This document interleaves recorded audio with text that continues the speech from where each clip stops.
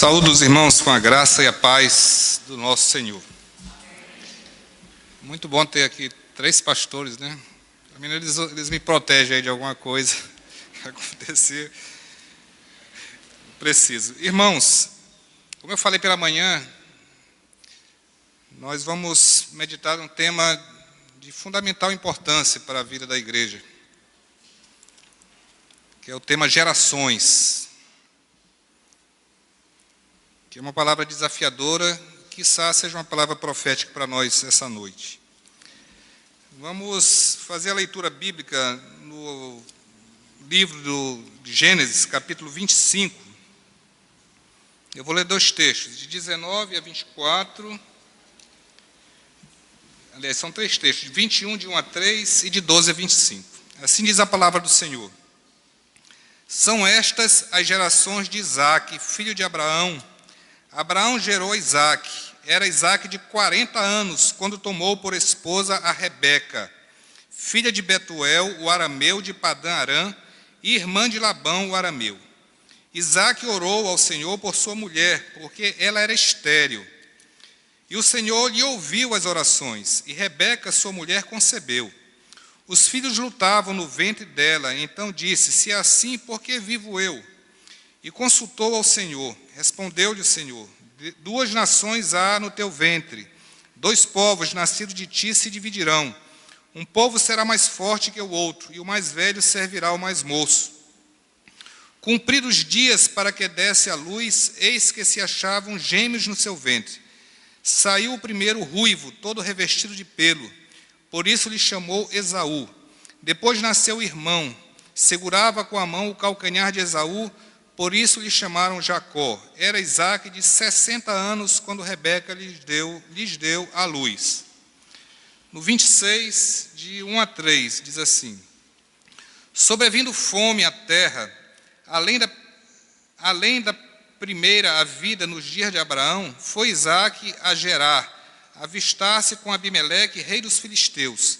Apareceu-lhe o Senhor e disse: não desças ao Egito, fica na terra que eu te disser, e habita nela, e serei contigo e te abençoarei, porque a ti e a tua descendência darei todas estas terras, e confirmarei o juramento que fiz a Abraão teu pai. Versículo 12, agora em diante. Semeou Isaque naquela terra, e no mesmo ano recolheu 100 por 1, porque o Senhor o abençoava. Enriqueceu-se o homem, prosperou, ficou riquíssimo, possuía ovelhas e bois e grande número de servos, de maneira que os filisteus lhe tinham inveja. E por isso lhe entulhavam todos os poços que o servo de seu pai havia cavado nos dias de Abraão, enchendo-os de terra. Disse Abimeleque a Isaque: aparta-te de nós, porque já és muito mais poderoso do que nós. Então Isaque saiu dali e se acampou no vale de Gerar, onde habitou. E tornou Isaque a abrir os poços que se cavaram nos dias de Abraão, seu pai, porque os filisteus os haviam entulhado depois da morte de Abraão, e lhe deu os mesmos nomes que já seu pai lhe havia posto. Cavaram os servos de Isaque no vale e acharam um poço de água nascente. Mas os pastores de Gerar contenderam com os pastores de Isaque, dizendo: esta água é nossa. Por isso chamou o poço de Ezeque, porque contenderam com ele. Então cavaram outro poço, e também por causa desse contenderam. Por isso recebeu o nome de Sitna. Partindo dali, cavou ainda outro poço, e como por esse não contenderam, chamou Reobote, e disse: porque agora nos deu lugar o Senhor, e prosperaremos na terra. Dali subiu para Berseba. Na mesma noite lhe apareceu o Senhor e disse: eu sou o teu Deus, eu sou o Deus de Abraão teu pai. Não temas, porque eu sou contigo. Abençoar-te-ei e multiplicarei a tua descendência, por amor de Abraão, meu servo. Então levantou ali um altar, e tendo invocado o nome do Senhor, armou a sua tenda, e os servos de Isaque abriram ali um poço. Gerações. No livro Resistência e Submissão, um livro que reproduz cartas que o teólogo Dietrich Bonhoeffer escreveu na prisão, há uma datada do dia 22 de abril de 1944, que é endereçada ao seu amigo Eberhard, onde ele diz: vocês poderiam me conseguir o novo livro de Ortega y Gasset, A Natureza das Crises Históricas, e, se possível, também o anterior, História como Sistema? Eu me pergunto, que interesse Ortega pode despertar em um prisioneiro cristão? E para nós agora? É que nesse livro ele afirma uma ideia, né, fundamental. Ele diz: a ideia de geração é uma ideia fundamental para compreender a história. As gerações mobilizam a sociedade, elas fazem história. Uma geração, diz ele, é formada por contemporâneos e por coetâneos. Somos contemporâneos ao viver no mesmo mundo e no mesmo tempo. Mas os coetâneos vivem num tempo vital, formam uma comunidade de espírito, de sensibilidade, de preocupações e também de problemas. Cada geração atua, em média, cerca de 20 a 30 anos. Ele diz que a geração primeiro, ela propaga suas ideias, depois consolidas, procurando fazer com que essas ideias passem a dominar a sociedade, sejam hegemônicas, ou quem sabe até ideias únicas. Ele diz também que cada geração tem a sua vocação histórica. E também que uma geração deve oferecer uma base moral à geração subsequente. Ele mesmo reclamava, que ele escreve na década de 20, que a geração passada não havia deixado a eles essa base moral, né? Ele é herdeiro, portanto, de uma geração que sucede à Primeira Guerra Mundial, onde muitos valores foram destruídos, onde muitas vidas também foram destruídas. Eu penso que Bonhoeffer também viveu Segunda Guerra Mundial, novamente destruição, talvez não encontrando na geração anterior as bases morais que solidificassem o trabalho, a vocação histórica de uma nova geração. E por isso talvez a sua preocupação de tentar entender esse mecanismo.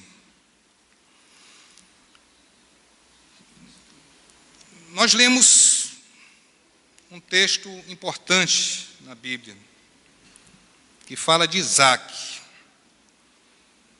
fala da geração de Isaac, que a exemplo do seu pai hebreu, do seu pai Abraão, também é um hebreu. Hebreu é aquele que cruza, aquele que atravessa e que chega à outra margem. Aquele que é chamado para ser bênção, isto é, andar com o Senhor Deus e submeter-se ao seu propósito, e também ser abençoado e ser abençoador. Ser abençoado é receber poder para ser bem-sucedido e próspero. E ser objeto de uma promessa, cuja garantia está naquele que faz a promessa. E a promessa é que todas as famílias da terra serão abençoadas em Abraão. Essa é a promessa de Deus a Abraão. Em ti serão benditas todas as famílias da terra. Essa promessa, logicamente, se realiza nas gerações. Essa é uma promessa para Abraão, mas que se realiza nas gerações. Hoje nós somos fruto dessa promessa. Nós que estamos aqui somos frutos dessa promessa feita a Abraão. Mas quis a providência divina que as três figuras importantes, os patriarcas, recebessem essa promessa em meio a uma tremenda adversidade que impedia a sua realização. Tanto a mulher de Abraão, como de Isaac, também como de Jacó, são estéreis. Talvez Deus quis que assim fosse, para mostrar que a promessa depende basicamente dele. É o Senhor que é o fautor dessa promessa, é o Senhor que é o garantidor dessa promessa. Portanto, diferentemente da visão de Ortega y Gasset, de que as gerações se explicam sociologicamente, a Bíblia introduz um novo conceito, que essa geração é uma geração que se faz também de cima, ela vem de uma promessa de Deus, uma promessa que a garante. A palavra hebraica, que é traduzida por geração, é toldô. que não significa simplesmente gerar, não significa simplesmente dar descendência. Ela se refere a fatos do passado que influenciam esse presente, mas que se projetam para o futuro. Então, uma geração não se esgota no seu próprio momento histórico. O Todô, ela atravessa a história. E ela se funda primeiro na promessa a Abraão, ela dá sentido às gerações subsequentes e ela vai se concretizar plenamente num futuro que pertence ao Senhor. Isaac tem uma preocupação tremenda com a geração. O texto começa: essa é a geração de Isaac. Só que a mulher de Isaac, como falamos, Rebeca, é estéril. E a promessa é tão importante na vida de Abraão, e o conceito de geração é tão importante, aliás, na vida de Isaac, que ele vai orar ao Senhor. Isaac tinha 40 anos e diz que ele orou ao Senhor. Essa palavra orar, no hebraico, ietar, significa orar com insistência, suplicar. Não é simplesmente uma oração, é um orar com insistência, suplicar. Isaac tem a dimensão da história que ele está vivendo, de que ele é parte dessa promessa e de que essa promessa se realiza na geração. Então ele ora com insistência. Ele tem 40 anos quando inicia a sua súplica. E o texto diz também que Deus ouviu a oração. E a palavra hebraica é ietar. Vejam bem, ietar, ele orou. Ietar, Deus ouviu a oração. Eu acredito que há orações que Deus não ouve. O próprio Jesus diz assim que Tiago diz: vocês pedem e não recebem porque pedem mal, para gastar com vossos deleites. A oração que Deus não ouve. Mas a oração que Deus ouve é a oração dentro da promessa. O que Isaac está pedindo não é para o seu deleite. Isaac está pedindo é para que a bênção de Deus se concretize, que a geração seguinte seja abençoada. A oração de Isaac, ietar, é ouvida e ietar, porque é uma oração feita dentro da promessa, dentro do projeto de Deus para a redenção da humanidade. Mas essa palavra também deriva uma outra palavra aramaica, que é atara, que significa o altar do sacrifício. Nessa oração também nós sacrificamos o nosso eu, os nossos desejos, os nossos projetos pessoais, e nós buscamos o projeto que é o projeto de Deus para a nossa vida e para a vida da nossa geração. Nós imolamos o nosso eu também nesse altar, porque Deus, somente obedecendo a Ele, ao seu propósito, é que nós podemos participar desse grande projeto histórico da redenção. Interessante, Deus ouve a oração de Isaac, mas quando nascem os gêmeos, Isaac está com 60 anos. Ele começou a orar com 40. E os filhos nasceram com 60. Mas diz que Deus ouviu a oração no momento que ele fez a oração. Deus passou, isso significa que Isaac passou 20 anos suplicando, orando com insistência ao Senhor, para que o Senhor suscitasse descendentes a ele, para que a sua geração fosse bênção. Digo, às vezes, quantas vezes nós mal gastamos uma hora em oração, mal gastamos um dia, quiçá uma semana, e desistimos, desanimamos, caímos, talvez porque não compreendamos a importância da geração, a importância do propósito do Senhor. E Isaac tinha essa compreensão, por isso que Isaac passa 20 anos orando, clamando e insistindo diante de Deus para que Deus abençoasse a sua geração. Mas o nascimento dos filhos também não quer dizer que Isaac vai viver agora em sombra e água fresca. As lutas vão continuar. Vem um período de fome, ele vai para uma terra estrangeira. E Deus disse para ele: não vai para esse caminho, não vai para o Egito. Mas fica na terra que eu vou te mostrar. Mostra que Isaac é um homem obediente. Talvez o Egito significasse maior prosperidade, maior possibilidade de sobrevida, mas ele obedece ao Senhor e vai para uma terra. E lá ele prospera. Interessante que essa palavra bênção significa ser bem-sucedido e próspero, mas no caminho do Senhor. Exatamente para cumprir o propósito de Deus, que é de fazer bênção para todas as famílias da terra. E lá ele prospera. E ocorre que os filisteus, incomodados com a prosperidade de Isaac, mandam entulhar os poços que o seu pai, Abraão, havia aberto. Vejam a questão das gerações, Como eu falei, na visão de Ortega, a geração é a geração sociológica do momento. A Bíblia nos mostra que a geração ela atravessa um grande período. E o que os filisteus estão querendo fazer é cortar a ligação de Isaac com seu pai Jacó. Eles querem fazer um corte numa geração. Querem fazer com que Isaac se desligue da bênção de Abraão. Isaac vai procurar restaurar.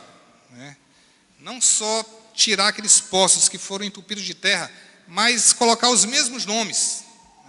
Ele não quer novidade, ele quer recuperar aquilo que Deus revelou para o seu pai. Ele quer recuperar o sentido da bênção, ele quer recuperar o sentido da geração.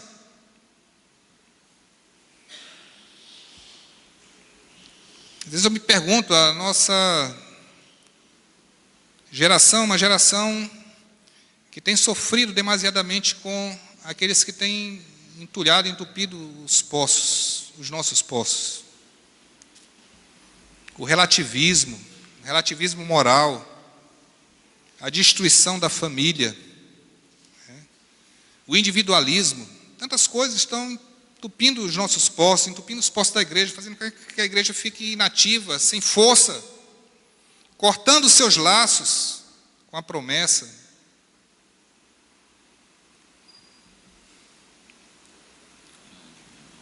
E a gente não caminha sem reconstruir.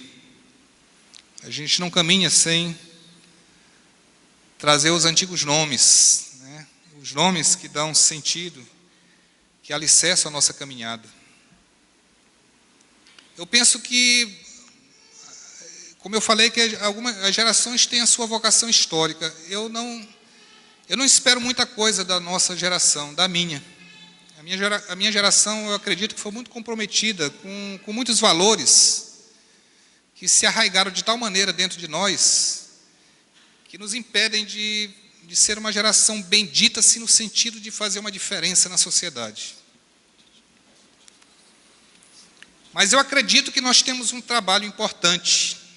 Assim como, para mim, essa geração de Isaac também foi uma geração de preparação.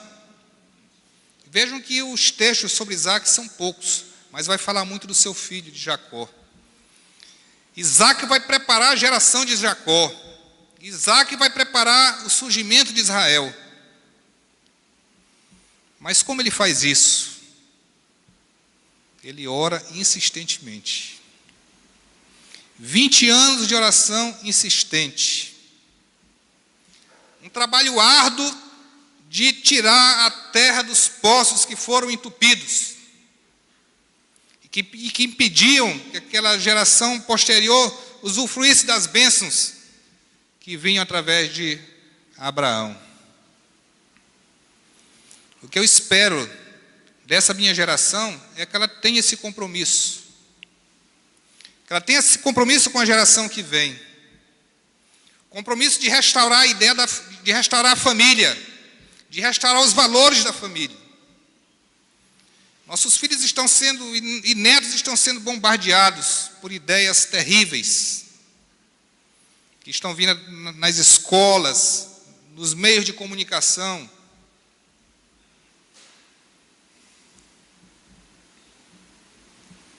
É preciso reconhecer o nosso papel. Se nós não vamos abalar essa geração atual que nós estamos vivendo, vamos preparar a geração dos nossos filhos para fazer esse trabalho. Amém.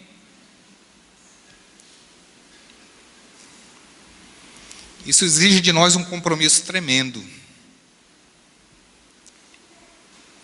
Depois que Isaac termina de desentulhar aqueles poços, ele faz um altar. Ele começa com a oração, no altar onde ele sacrifica o seu eu,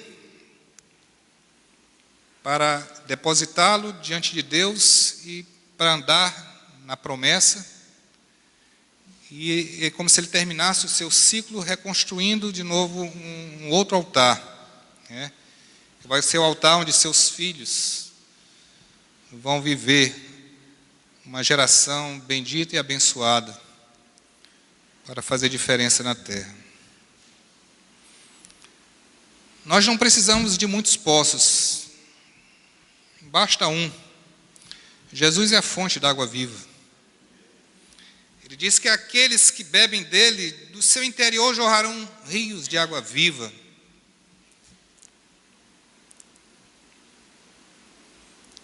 Que águas vivas nós temos procurado com insistência transmitir às nossa geração posterior? Que não sejam as mesmas que a gente às vezes, sem muita responsabilidade, vem bebendo, mas que sejam de fato as águas puras e translúcidas que serão capazes de transformar o mundo em que nós vivemos. Então, meu desafio para mim mesmo, para todos nós, nessa noite, é que a gente assuma o compromisso de ser essa geração que vai marcar a geração que virá, que já está aí. Ela já está correndo aqui nos nossos bancos. Ela já está chorando, balbuciando, porque das crianças de peito brota. O Senhor suscita o verdadeiro louvor. Amém. Que o Senhor, irmãos, nos abençoe e nos faça, de fato, homens e mulheres comprometidos com a promessa e garantidores, de que essa promessa, de fato, se concretize plenamente numa geração abençoada, que é essa geração que virá. Uma geração que vai enfrentar e tem enfrentado dificuldades terríveis e tremendas. E se nós não estivermos de joelho em oração, pelos nossos filhos, pelos nossos netos, nós vamos ter também uma geração fracassada, mas não é essa a vontade do Senhor. Para a sua glória, será uma geração bendita. Amém. Mas dobremos o nosso joelho. Amém. Ergamos o altar e apresentemos as águas vivas que vêm não somente pela pregação, mas sobretudo pelo testemunho aos nossos filhos. Amém. Pelo testemunho aos nossos netos. Testemunho que de fato nós pertencemos ao Senhor. Amém? Amém. Deus nos abençoe.